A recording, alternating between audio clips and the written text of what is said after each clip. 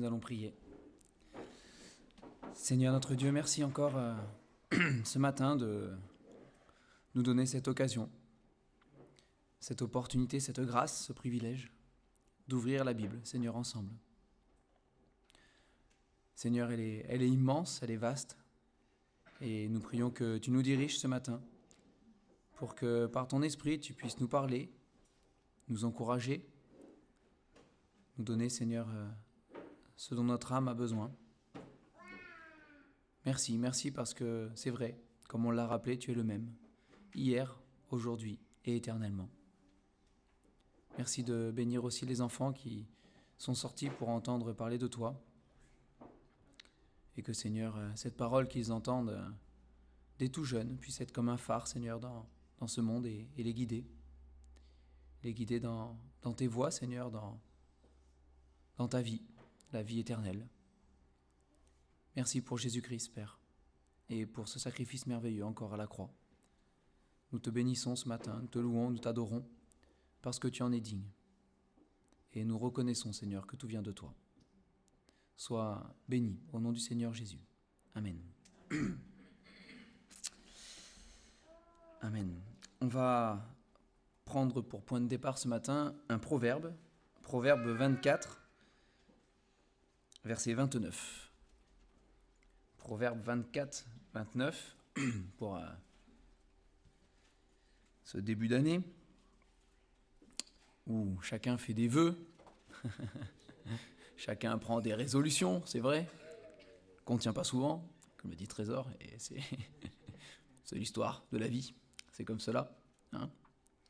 Et bon, on pourrait dire beaucoup de choses sur ce sujet-là, sur les vœux, les résolutions qu'on peut prendre, etc. Et voilà, même dans la Bible, on pourrait trouver plein de thèmes et plein de choses à aborder. Hein. Mais dans ma lecture du Proverbe 24, ce verset m'a interpellé. Donc Proverbe 24, verset 29. Et voilà, ce verset m'a interpellé. Donc on le lit simplement ensemble, là, pour commencer. Proverbe 24, 29. Ne dis pas, je lui ferai comme il m'a fait. Je rendrai à chacun selon ses œuvres. D'accord ? Bon, si vous voulez lire le reste du proverbe chez vous, vous lirez. De toute façon, le proverbe, c'est une suite de... c'est pas toujours... le verset d'avant n'a pas toujours un lien avec celui d'après. Des fois oui, mais pas toujours. Pas toujours. Mais ici, voilà, il dit « Ne dis pas », c'est une résolution à prendre, d'accord ? Ne dis pas, je lui ferai, comme il m'a fait, je rendrai à chacun selon ses œuvres. La vengeance, Et je me suis dit, c'est vrai que il y aurait plein de résolutions à prendre et plein de choses à faire pour changer notre vie.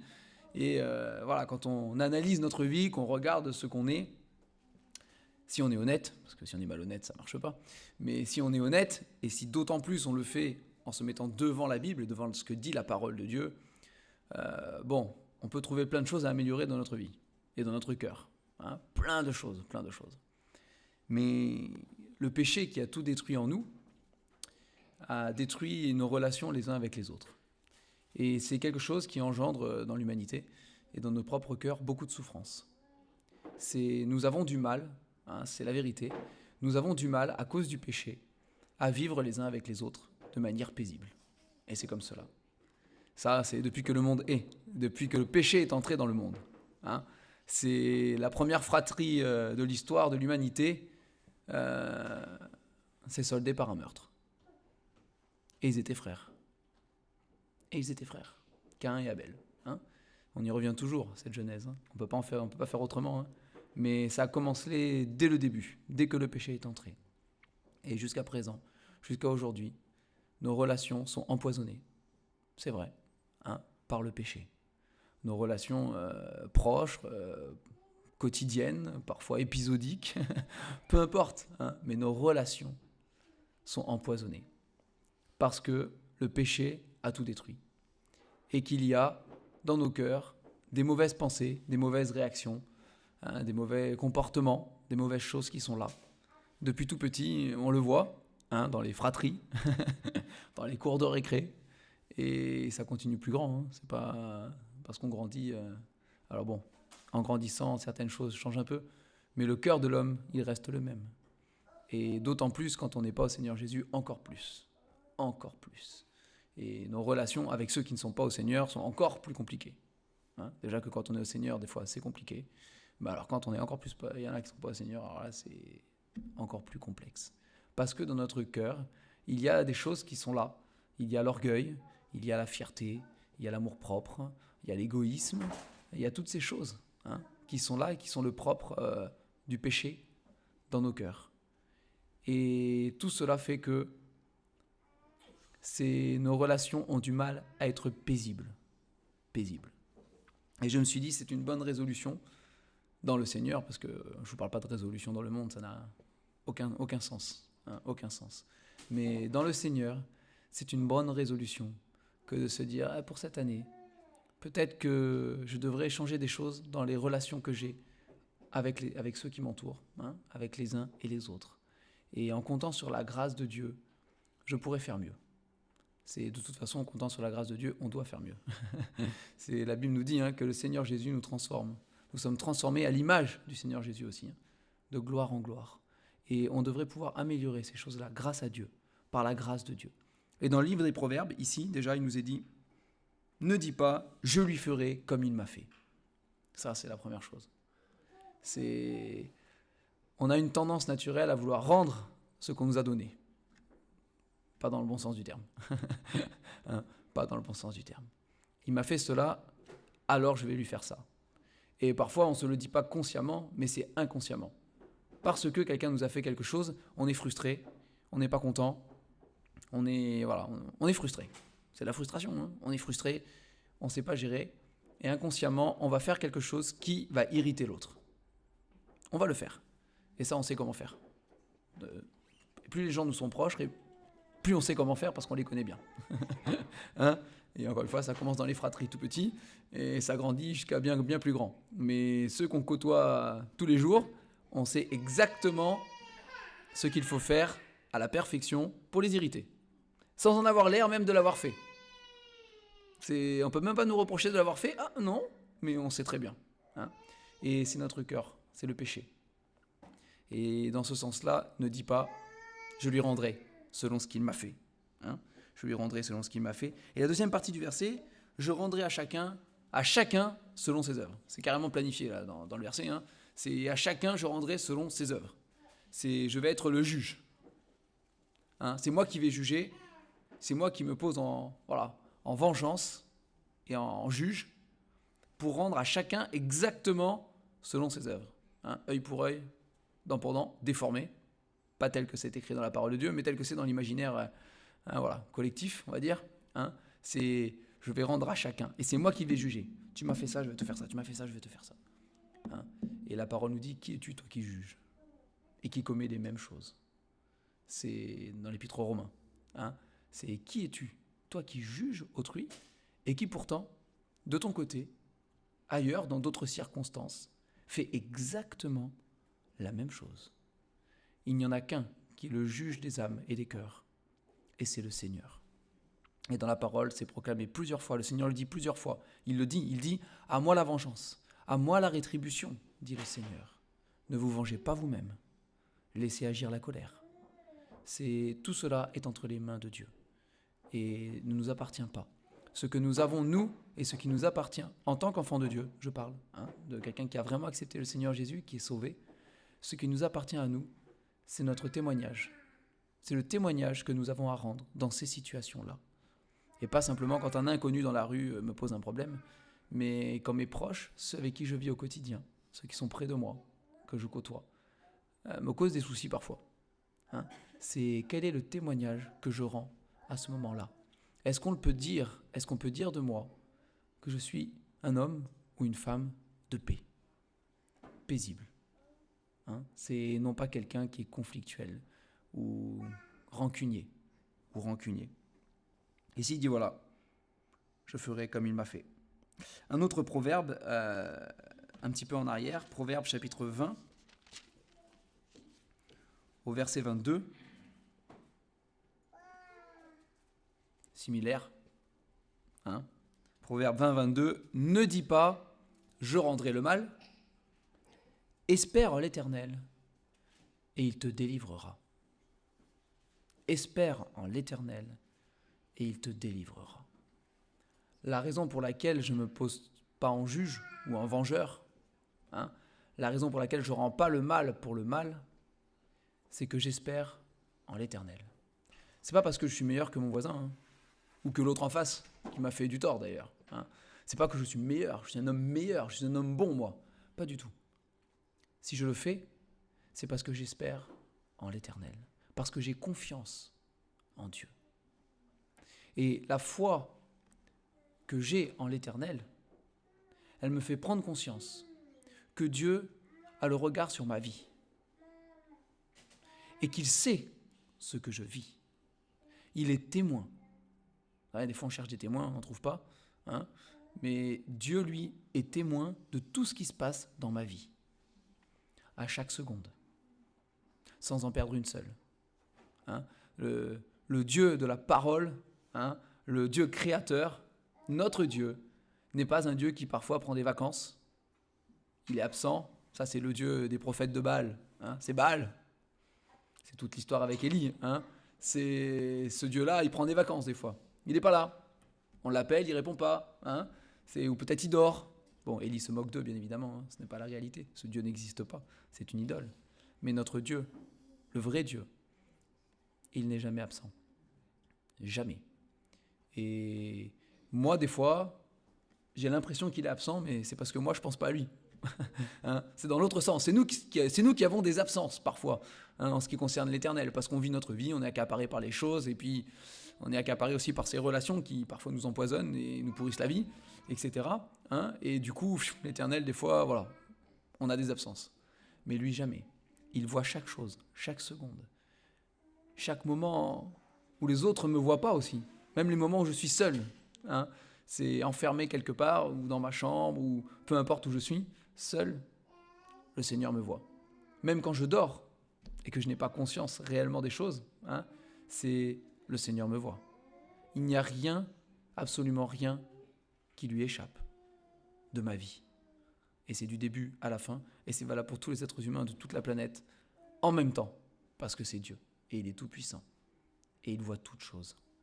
Et c'est quand j'ai conscience de cela, et que je sais qu'il voit ma vie, il voit le mal qu'on me fait, parce que le livre des Proverbes est rempli des méchants. Il y a plein de méchants partout dans le livre des Proverbes, mais parce que c'est l'histoire de l'humanité. C'est l'homme, il est méchant. Et la Bible dit, le cœur de l'homme est méchant et tortueux par-dessus tout. Une fois on va rencontrer un méchant, et une fois malheureusement c'est nous qui allons être le méchant pour quelqu'un d'autre. Mais la Bible en est remplie, et l'histoire prouve que voilà, c'est des méchants, nous en côtoyons, et nous en côtoierons encore. C'est la vérité. Mais quand je côtoie le méchant, quand je suis en proie au méchant, quand je suis victime du méchant, quand le mal me touche, parfois de très près, Dieu le voit. Dieu le sait. Dieu est au courant de ma situation. Et plus que la situation, vous savez, c'est pas juste un Dieu qui voit et qui sait. Si c'était juste ça, ce serait triste. Mais la Bible nous dit que Dieu est un Dieu qui voit, qui sait et qui ressent. C'est un Dieu qui a des émotions. C'est un Dieu qui a des sentiments. C'est ce qu'on voit dans la parole. Quand Jésus était sur la terre, il a pleuré. Jésus pleura. C'est un Dieu qui pleure. C'est un Dieu qui a compassion. C'est ce que nous dit la parole de Dieu. Un Dieu qui ressent. Et il a été fait même homme en Jésus-Christ. Il a été fait homme en Jésus-Christ. Et il a ressenti les choses comme nous, on les ressent. Et c'est ce que dit la parole de Dieu. Il a souffert comme nous. Il a été tenté comme nous en toutes choses, sans commettre de péché. Et du coup, il peut compatir à ce que nous ressentons, à ce que nous vivons, à ce que nous traversons, au mal qui nous est fait. Parce qu'il a vécu ces choses-là quand il était sur la terre. Il sait vraiment, par expérience, ce que c'est que de souffrir et d'être maltraité. Il le sait. Il le sait très bien. Et donc il compatit à ce que nous vivons. Et c'est pour cela que, au lieu de dire « je rendrai le mal », non, je peux espérer en l'Éternel, parce que je peux lui faire confiance. Il est là, il sait, il connaît ma souffrance et mes problèmes, et il va s'en occuper. Ça, c'est ma foi. C'est là que ma foi d'enfant de Dieu doit être active et puissante. Il va s'en occuper, parce qu'il l'a promis. Pas parce que je le mérite, c'est vraiment pas le cas, hein, mais parce qu'il l'a promis. Il a promis qu'il serait avec moi. Il a promis qu'il s'occuperait de moi. Alors ça prend pas toujours les tournures que moi j'aimerais peut-être, mais il est là. Et en tout temps, il est bon. Sans cesse, il est bon. Il est toujours présent dans ma vie. Et il te délivrera. C'est une promesse ici. Hein, c'est une promesse. Espère en l'Éternel et il te délivrera. C'est une promesse. Et on doit, pour cette nouvelle année, si vous voulez, peu importe, pour tous les jours de nos vies, hein, on doit se saisir de cette promesse et dire, ok Seigneur, mes relations ne sont pas toujours évidentes, c'est vrai, parce que je suis ce que je suis, les autres sont ce qu'ils sont aussi, c'est valable pour tout le monde, hein, dans les deux sens. Mais Seigneur, j'aimerais pouvoir être un homme de paix, j'aimerais pouvoir manifester ta grâce et simplement espérer en toi dans ces circonstances-là, qui sont parfois difficiles. Espérer en toi, avoir confiance. Si on remonte en arrière, en Proverbe 17, au verset 13, Proverbe 17, 13, là il est question, j'allais dire de la même chose en différent, c'est un peu ça l'idée. De celui qui rend le mal pour le bien, le mal ne quittera point la maison. Là, ça sonne plus comme une malédiction, hein, qu'autre chose. C'est un peu le cas, on va pas se mentir, hein. En tout cas, c'est, on va dire, un avertissement, c'est sûr, hein, de la part du Seigneur. Alors il y a celui qui rend le mal pour le mal, et il dit ne dis pas je rendrai le mal pour le mal, mais parfois on fait du mal gratuitement, comme on dit, hein. C'est pas forcément parce que quelqu'un nous a fait du mal, mais je sais pas, ce qui nous passe par la tête parfois et dans le cœur, hein. Mais nous avons cette capacité, en tout cas, malheureusement, à le faire. Et même quelqu'un qui nous cherche pas des noises, comme on dit, hein, qui est tranquille, on a parfois des réactions. Parce qu'il y a d'autres choses autour, hein, sans doute. Parce qu'il y en a d'autres qui nous ont embêtés avant, j'en sais rien. Mais parce qu'on n'est pas bien ce jour-là, parce que c'est pas notre journée, parce que c'est un jour où on est frustré du début à la fin, à partir du moment où on a mis le pied par terre le matin, on ne sait pas. C'est comme ça, il y a des jours compliqués, hein, et ben il y en a qui, voilà, n'ont rien demandé autour, et parfois, nous ne sommes pas gentils, hein, nous sommes méchants. Et ici, il le dit, attention, prends garde, c'est un proverbe, un avertissement, prends garde. De celui qui rend le mal pour le bien, le mal ne quittera point la maison. Nous devons prendre garde à ces choses-là. C'est important de soigner nos relations.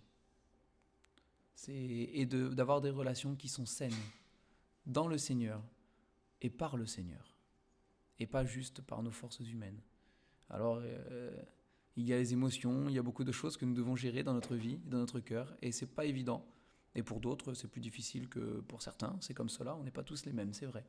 Mais on a tous des émotions, hein, et des choses à gérer dans notre cœur.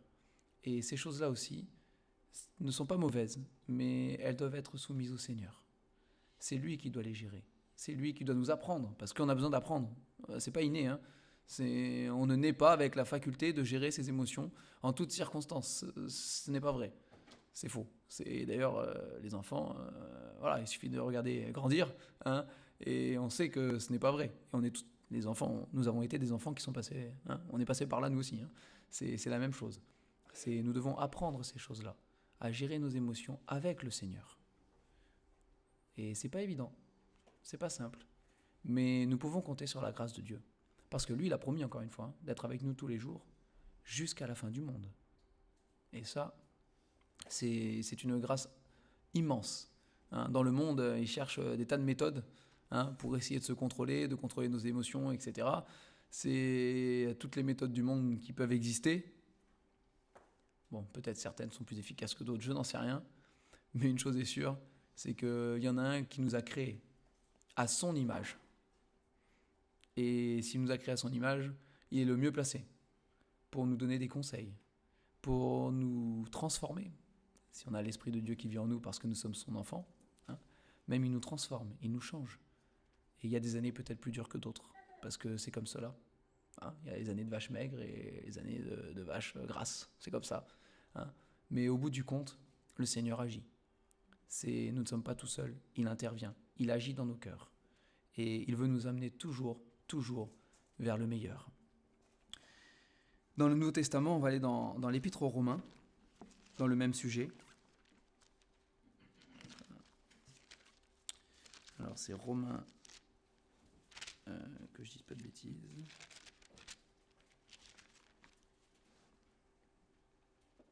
Voilà, Romains chapitre 12.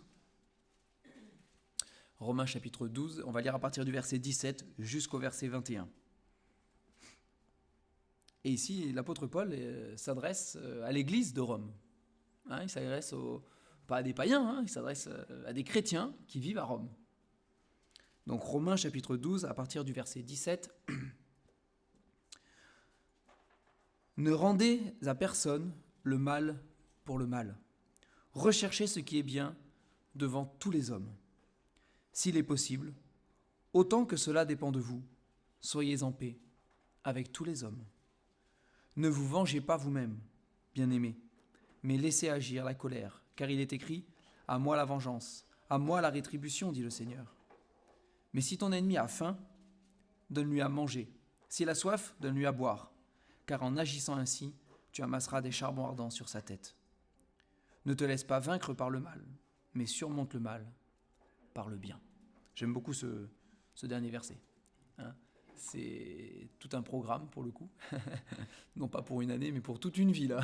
On n'a même pas assez d'une vie entière, je pense. Mais c'est ce que le Seigneur Jésus nous demande d'être. Et à travers l'apôtre Paul ici, l'Esprit nous pousse dans ce sens-là. Et l'Esprit nous le rappelle. C'est pas juste dans les proverbes, il est écrit par Salomon il y a des milliers d'années en arrière. C'est l'apôtre Paul le rappelle dans le Nouveau Testament. Il le rappelle aux chrétiens qui, sous la grâce, vivent par l'Esprit de Dieu pourtant, qui sont transformés par le Christ, qui sont sauvés, pardonnés, qui ont une vie nouvelle, pour qui les choses anciennes sont passées, toutes choses sont devenues nouvelles, qui sont en Christ une nouvelle création. Mais même là encore, le Seigneur doit nous le rappeler. C'est encore la base des choses aussi.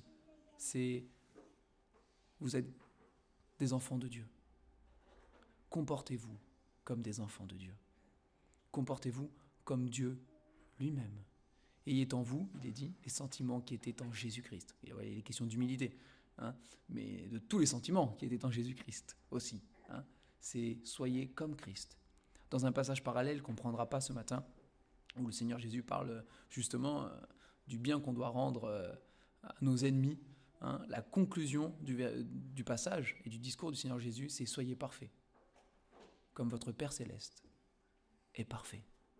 C'est ce que Dieu... Alors Dieu est ambitieux, c'est l'ambition de Dieu pour nous. Il a beaucoup d'ambition pour nous. Mais c'est ce qu'il vise pour nous. C'est la perfection.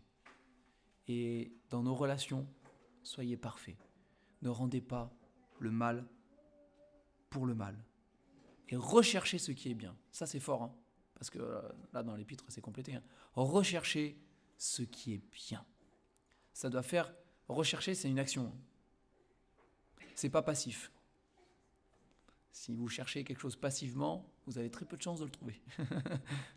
Si vous avez égaré quelque chose quelque part et que vous cherchez assis et pas bouger, il y a des miracles, ça arrive. Et la plupart du temps, on ne trouve pas. Rechercher, c'est actif. Et quand on reste assis et qu'on trouve, c'est qu'il y a quelqu'un qui a été actif pour nous. Soit le Seigneur ou quelqu'un d'autre. Mais généralement, ça ne marche pas. C'est rechercher, c'est actif. Et c'est ce qu'il dit ici. Vous devez rechercher. Vous devez mettre de l'énergie. Vous devez mettre de la volonté. Vous devez mettre de la motivation. C'est de la bonne volonté. À rechercher ce qui est bien devant tous les hommes. Et c'est là que nous aurons un témoignage dans le Seigneur Jésus, qui n'est pas de ce monde. Parce que clairement, c'est pas comme ça que fonctionne le monde. Le monde ne fonctionne pas en recherchant ce qui est bien pour tous les hommes. Le monde fonctionne en recherchant ce qui est bien pour moi. Pour ceux qui me font aussi du bien de temps en temps, pourquoi pas. Mais surtout pour moi. C'est comme cela que le monde fonctionne. Ici, il nous dit non. Recherchez ce qui est bien pour les autres. Pour tous les hommes. Même si parfois, ce qui est bien pour eux, pour moi, c'est pas terrible. C'est pas bof, c'est bof. Hein. Si, ouais, non. Si je faisais ce qui est bien pour moi, ce serait un peu mieux déjà. Hein. Mais non. Parfois, le Seigneur dit non. Il faut savoir faire des sacrifices. Il faut savoir se diminuer. Hein. Il faut savoir s'humilier. Il faut savoir renoncer à des choses pour le bien des autres, parfois.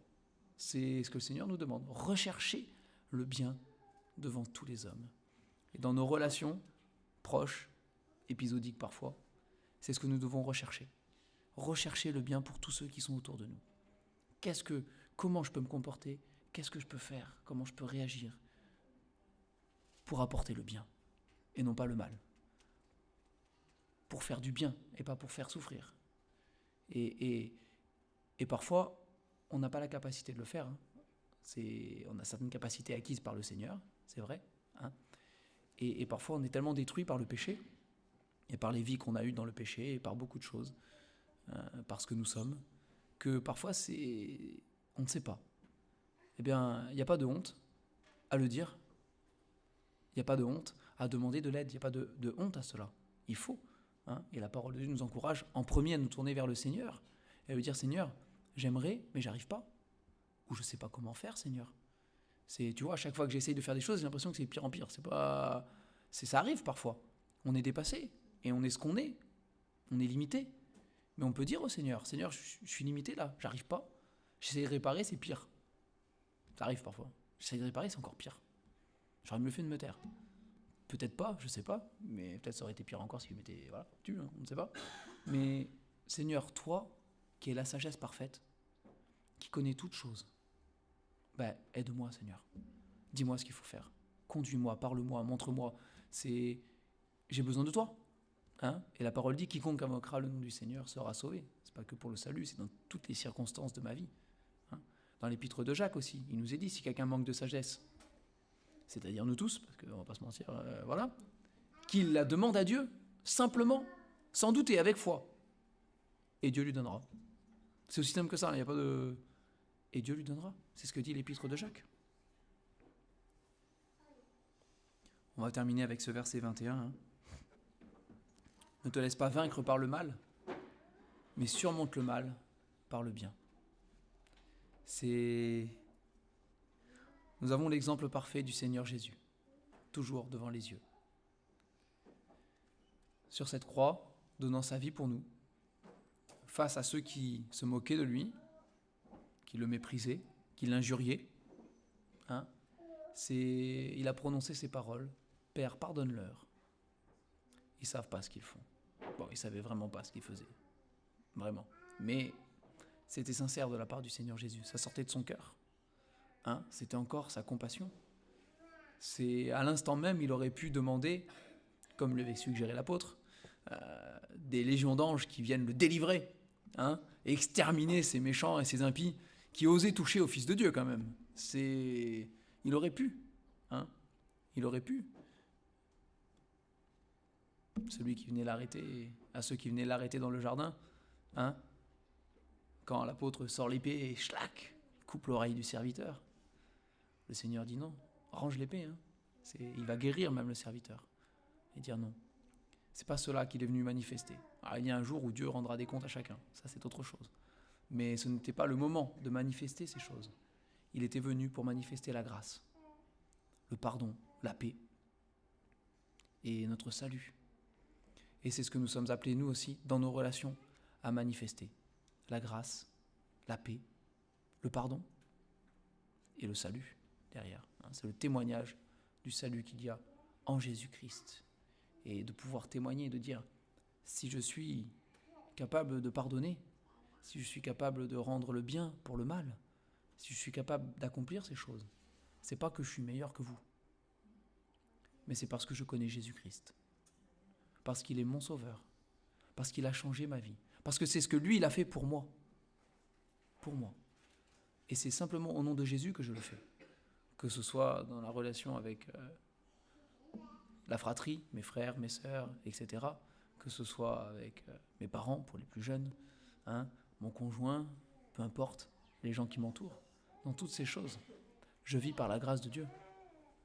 Et autant que cela dépende de nous, soyons en paix avec tous les hommes. Alors oui, c'est vrai, il y a des hommes avec qui on ne sera jamais en paix. parce qu'ils ne le veulent pas. Et ça, c'est la vérité. Et c'est pour ça que le Seigneur a inspiré l'apôtre pour le tourner dans ce sens-là. Il le dit, autant, s'il est possible, autant que cela dépend de vous. C'est-à-dire qu'il y a des fois, ça ne dépend pas de nous, on le sait. Il y a des méchants, vraiment, dans ce monde, et nous ne pourrons jamais être en paix avec, parce qu'ils ne le voudront jamais.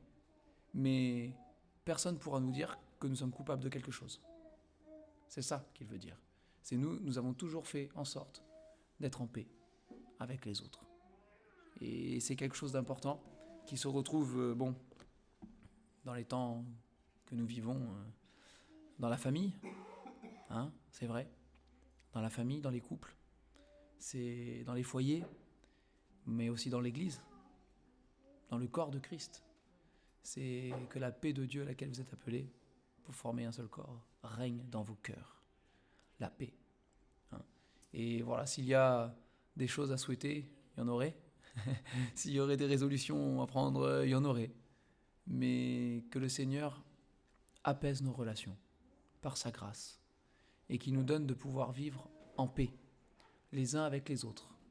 C'est par la grâce de Dieu et manifester autour de nous, peu importe ce qu'on nous fait, de manifester toujours l'amour de Dieu et le bien. Et qu'ainsi, comme ce verset le dit, nous puissions vaincre le mal par le bien, hein, surmonter ces choses-là. C'est tout ce qu'on peut souhaiter pour la gloire de Dieu et pour le témoignage de Jésus-Christ. On va prier pour terminer. Seigneur, donne-nous l'humilité et la grâce, Seigneur, de pardonner réellement, du plus profond de notre cœur, ce que nous pouvons subir, Seigneur. Il ne s'agit pas d'être d'accord avec le mal que nous subissons, mais de pardonner et d'aimer. Seigneur, nous en sommes totalement incapables sans toi. Et c'est pourquoi ce matin encore, nous te prions de venir à notre secours. Et Seigneur, transforme nos cœurs à l'image de Christ. Que nous ayons vraiment en nous, Seigneur, tes sentiments. Que nous puissions voir et ressentir avec tes yeux, avec ton cœur. Pour que nos relations, Seigneur, par ton esprit, soient en paix, dans le pardon, dans l'amour, dans la compassion, dans la grâce. Seigneur, j'ai à cœur ce matin de te prier pour les foyers, particulièrement, pour les couples aussi, pour les familles. Seigneur, pose ta bonne main et garde. Garde-nous, Seigneur. Préserve-nous. Donne-nous de vivre dans cette cellule déjà l'amour de Christ et la paix. Et nous te bénissons parce que tu es un Dieu fidèle et que pour ceux qui se confient en toi, Seigneur, tu agis, tu interviens et tu délivres. Espère en l'Éternel et il te délivrera. Seigneur, nous en avons des témoignages autour de nous et nous sommes reconnaissants pour cela. Nous te bénissons, nous t'adorons ce matin et nous te prions encore, Seigneur, et toujours que si ce matin, il y en a parmi nous qui ne te connaissent pas réellement comme leur sauveur, qui n'ont jamais accepté ce salut pour eux-mêmes, qui n'ont pas placé toute leur foi avec une ferme conviction pour être sauvés, que ce soit le jour du salut et qu'ils se tournent vers toi. Nous te louons au nom du Seigneur Jésus. Amen.